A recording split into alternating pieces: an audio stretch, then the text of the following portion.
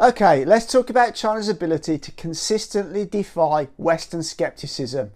It's almost like a pattern. A critical narrative emerges from the West, and then, like clockwork, China answers with a breakthrough that reshapes the conversation. Let's unpack this phenomenon, because the scale and speed of what's happening it's rewriting the rules of global competition. So let's start with a bigger picture. For years, headlines have echoed claims that China lacks the capacity for true innovation. They're just copycats, some says. They can't lead, only follow. But then, boom, a new solar panel technology drops, battery efficiency jumps overnight, or a Mars rover lands flawlessly. Suddenly, the narrative flips. So what's really going on here? Let's have a look at some standout examples. First, the idea that China can't innovate.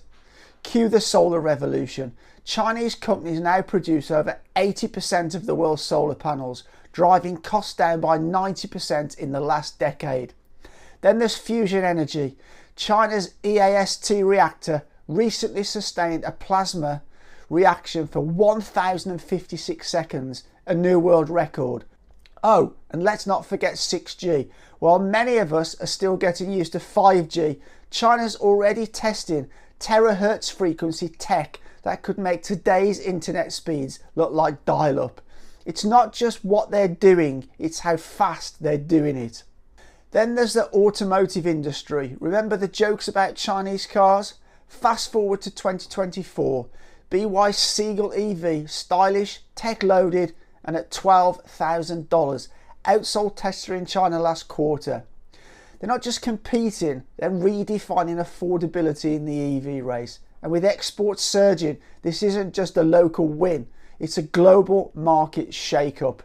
Healthcare is another sector. While critics dismissed China's pharma sector as generic only, companies like BeGene are now pioneering drugs for cancer at a fraction of the cost of US. With some drug treatments priced 60% lower than American alternatives. For patients worldwide, this isn't just innovation, it's accessibility. Semiconductors, the story's similar.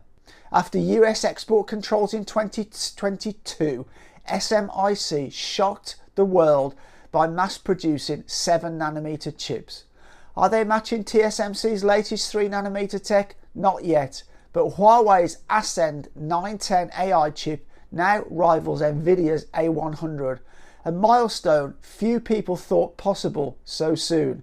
Meanwhile, China's investing $15 billion in quantum computing, claiming a 255 photon Zhujiang prototype that solves problems 100 trillion times faster than supercomputers.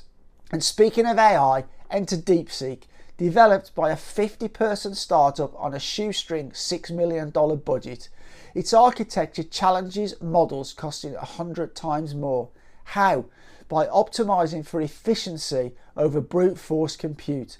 It's a reminder innovation isn't just about funding, it's about ingenuity. Then there's infrastructure. In the 90s, experts said China's rail ambitions were fantasy. Today, over 40,000 kilometres of high-speed rail, more than the rest of the planet combined. The Yangtze River Bridge, a 3.7-mile engineering marvel, and their Sponge Cities initiative, using permeable roads and AI-managed drainage to control floods, is now a blueprint for climate resilience. And finally, aerospace. The C919 passenger jet, once mocked as a 787 knockoff, now has orders for 1,200 planes. Meanwhile, the J-20 stealth fighter and the H-20 bomber program signal air power parity.